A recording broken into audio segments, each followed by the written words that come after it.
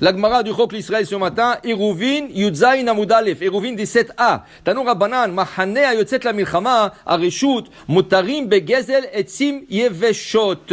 Alors on sait tous qu'on n'a pas le droit de voler. On sait aussi que Gezel, il y a Gezel, il y a Gneva. Gezel, c'est tu rentres chez quelqu'un et tu lui prends.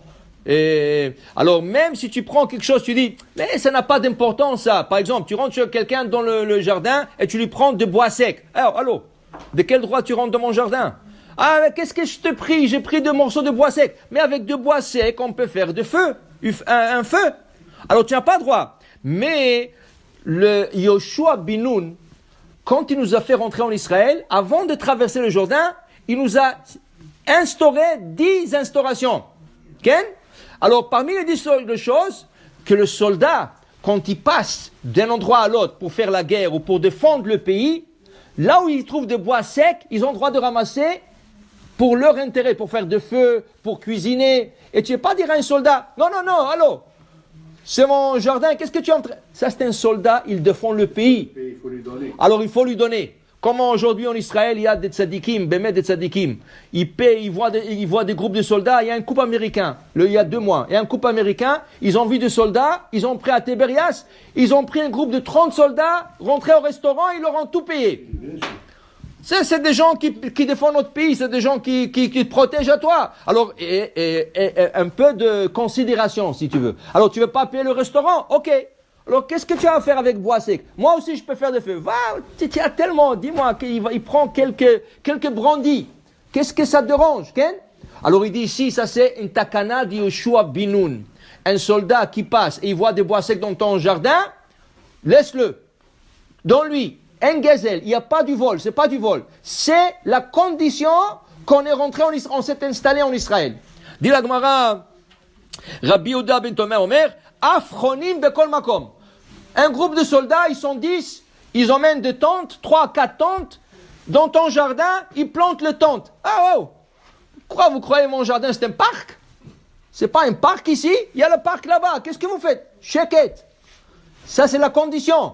S'ils défendent le pays, Yoshua bin Nun leur a dit, vous voulez vous installer ici, alors quand il y a des soldats qui défendent le pays, vous leur laissez installer leur tente et stationner.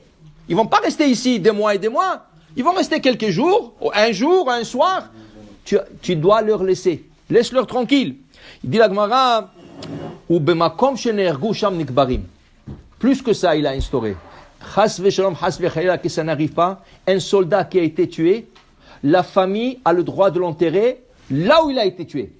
Tu le transportes pas. Mais tu lui dis, allô, moi c'est un champ de blé, c'est un champ de maïs. C'est un champ que j'utilise. Qu'est-ce que tu vas me faire un tombeau en plein champ comme ça? Checkette.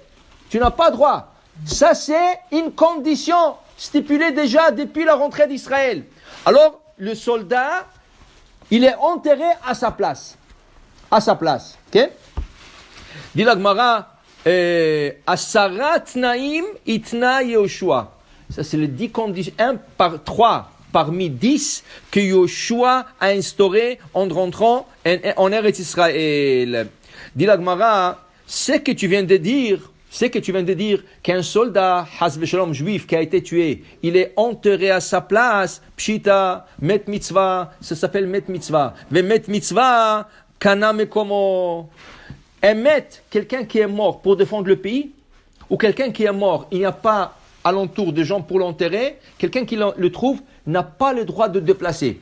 Tosfot, dans Masechet Ketubot, nous ramène que Rabbi Akiva, quand il a fait le premier mois, quand il a commencé à faire tchouva, un jour, il est arrivé au Beth Midrash, tout souriant. Il était content. Alors son meilleur ami, c'était qui? Rabbi Tarfon. C'était son havruta. Ils étudiaient ensemble, ils faisaient tout ensemble. Rabbi Tarfon dit, Rabbi Akiva, qu'est-ce qu'il y a? Il dit, écoute, je ne vais pas me vanter. J'ai fait une mitzvah hier. Waouh, je ne crois pas qu'il y a un rabbin ici dans la salle qui a fait une mitzvah comme ça. Il dit, on est amis ou pas? Dis-moi. Il dit, non, je ne vais pas me vanter. Non, tu ne te vantes pas. Rien que je veux savoir quelle mitzvah tu as fait. Peut-être moi aussi, je vais la faire. Il dit, écoute, hier, j'étais hors de la ville. Je venais en ville. J'ai trouvé un cadavre. Je ne croyais pas un cadavre. Je ne savais pas, il est juif ou pas. Je vérifie, il est juif. Alors je lui dis, je ne vais pas laisser un cadavre. Ok? Je ne vais pas laisser, c'est un met mitzvah. J'ai regardé autour, il n'y avait pas de ville, ni village, ni rien. C'était en route. Il n'y avait pas à l'époque de villes. C'était en route. Je ne vais pas le laisser. Qu'est-ce que j'ai fait? Je le ramassais. Mais tu sais, Rabbi Tarfon, ramasser une personne morte, Hasbe Shalom, c'est très lourd.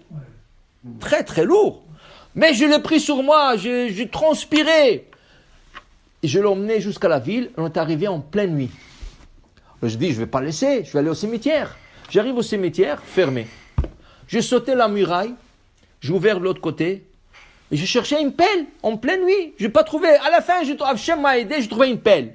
Là, j'ai commencé à creuser, j'ai préparé le trou, je l'ai enterré. Il était déjà 4 heures du matin, et voilà, à 6 heures du matin, je suis venu à Vatikin, j'ai fait ma prière, et maintenant je suis prêt à étudier. Quelle mitzvah? Qui c'est qui l'entend, dit la Gemara?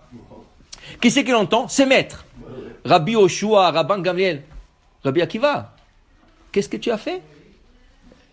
Alors, Mechila, je ne voulais pas me vanter, vous m'avez écouté, je pensais que j'ai parlé à Rabbi Tarfon. Rabbi Yoshua, il dit, qu'est-ce que tu as fait? J'ai fait une mitzvah. Il commençait à déjà bégayer, j'ai fait une mitzvah. Il lui dit, tu as fait le plus grand péché qu'un juif peut faire. Il dit, quoi? Qu'est-ce que j'ai fait? Il dit, il ne fallait pas le déplacer. Quand tu trouves une personne comme ça en route, il faut l'enterrer à sa place. Et tu sais, quand tu le déplaces, quel péché tu fais? On te considère comme si tu l'avais tué. Pour chaque pas que tu le déplaces, tu es ouvert, tu transgresses le commandement, l'otirtzah.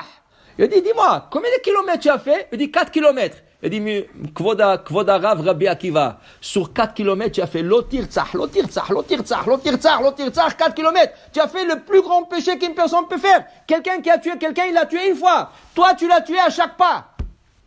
Dit Rabbi Akiva, il dit là-bas, voilà une personne qui n'étudie pas. Quand tu n'étudies pas, tu penses à faire la plus grande mitzvah de ta vie, tu as fait le plus grand péché de ta vie. Mais c'était, Tosfot, la Gemara explique là-bas, c'était le début de son Chazara B'Tshuva, parce que Rabbi Akiva, il a fait Tshuva à 40 ans. Alors, il n'y a pas une personne qui dit, moi j'ai un bon cœur, je donne la tzedaka, je mets les tefilines. Non, monsieur, si tu apprends pas, tu peux avoir un très bon cœur, mais tu feras les plus grandes erreurs. Si tu sais pas mettre les tefilines à leur place, tu peux venir chaque jour à la synagogue, poser les tefilines, et à la fin, on te dit, mais tu les as mal posés comme si tu les as pas posés. Okay? Tu fais le Shabbat, tu dis, moi je suis chômeur Shabbat, j'allume pas le feu, et là, à table, tu fais tous les péchés possibles, Moukse, Borer, et tout ce que tu veux. Si tu n'apprends pas, tu ne peux pas appliquer. L'ilmod, almenat lelamed, tu dois étudier pour enseigner et pour faire. Et c'est pour ça que Rabbi Akiva, il a eu un débat avec Chachamim. Qu'est-ce qui est plus grand? Étudier ou appliquer? Alors Chachamim, ils ont dit faire. Chachamim, ils ont dit, faire les mitzvot, c'est la plus grande chose. Il dit, non. Il a l'expérience, Rabbi Akiva. L'ilmod, étudier, c'est plus grand qu'à faire. Tu sais pourquoi? Parce que si tu ne te dis pas, tu me fais le mal. Tu dois étudier. Si tu ne te dis pas, tu ne pourras pas faire. Alors, pour te dire, voilà. Alors, voilà que la mitzvah était, la mitzvah, la Gemara dit que mettre mitzvah, c'est pas shoot. Il faut l'enterrer à sa place. Vous savez que, le mois dernier, à New York, il y avait un couple. La femme a perdu son père. Et quelques années. Et la Askara, c'était toujours veille de Rosh Hashanah. Veille de Rosh Hashanah. Cette année, Rosh Hashanah dernier, la femme et l'homme, ils devraient voyager quelque part. Et l'homme, il lui a dit, tu sais, cette année, on ne pourra pas aller visiter ton père. Parce qu'on doit voyager. Alors la femme lui a dit, alors peut-être on va avant. Peut-être on va avant au cimetière pour visiter son père. Il dit, pas de problème. Ils ont fait le voyage au cimetière, à Long Island. Ils sont partis là-bas. Ils sont arrivés. Hachem, c'était vide. Ils sont arrivés, ils ont stationné, ils sont descendus de la voiture. Du coup, le mari, il entend quelqu'un qui dit Minyan, besoin de Minyan. Il manquait un pour Minyan. Il a dit à sa femme, ok, continue à faire tes prières, moi je vais aller compléter Minyan de l'autre côté. Il va de l'autre côté, il manquait un, ils ont fait le Kaddish, tout du coup, tout le monde se disperse. Il leur dit, mais vous l'enterrez pas? Il dit, non, on a fait le nécessaire. Il dit, mais qu'est-ce que vous l'enterrez pas? Il dit, non, ça y est. Il y a ici des gens qui vont s'en occuper. Qui c'est qui va s'occuper des goïms? Alors est venu un goy avec un tracteur, non pas un tracteur, avec une pelle.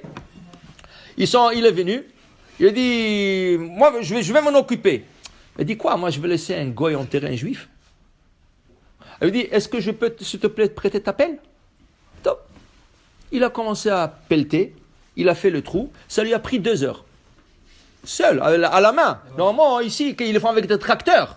Le tracteur, il vient, et le pauvre, il a 2 heures, il a transpiré, jusqu'à qu'il a enterré, il a couvert. Et il a été intrigué. Qui c'est cette personne, comment on l'a laissé comme ça? Où la famille? Il a pris le nom. Il est rentré. Ça l'a tellement dérangé qu'un juif soit comme ça jeté. Il appelle son rave. Son rave à Baltimore. Il appelle son rave. Et il lui dit, regarde, Rabbi, qu'est-ce qui m'est arrivé aujourd'hui? Regarde, qu'est-ce qui m'est arrivé aujourd'hui, tout ça. Et il lui raconte, et il lui dit, je voulais savoir le nom de la personne. Et voilà, le rabbin, il a entendu le nom de la personne. Il ne pouvait pas parler. Pendant 2-3 minutes, silence, il ne pouvait pas parler. Il dit, Rabbi, ça va? Il dit, je ne crois pas. Il dit, quoi? Il dit, tu sais qui c'est ce monsieur? Il a dit, quand tu étais jeune et tu es venu chez nous à la yeshiva, ton père ne pouvait pas payer frais de scolarité. Ce monsieur-là, il s'est occupé de toi pendant 10 ans, il a payé tous les frais de ta scolarité. Il dit, je ne crois pas comment Hachem a fait que cette année-là, ce jour-là qu'il a enterré, il est seul, toi, tu es venu s'occuper de lui. Regarde comment ils ont fait du ciel. Lui, il a payé ses frais de scolarité et Hachem a assuré que c'est lui qui va l'enterrer et lui faire le dernier kavod. Ça s'appelle Met Mitzvah. Alors le monsieur, il se rappelle étudier. Met Mitzvah, c'est pas seulement dans un champ isolé.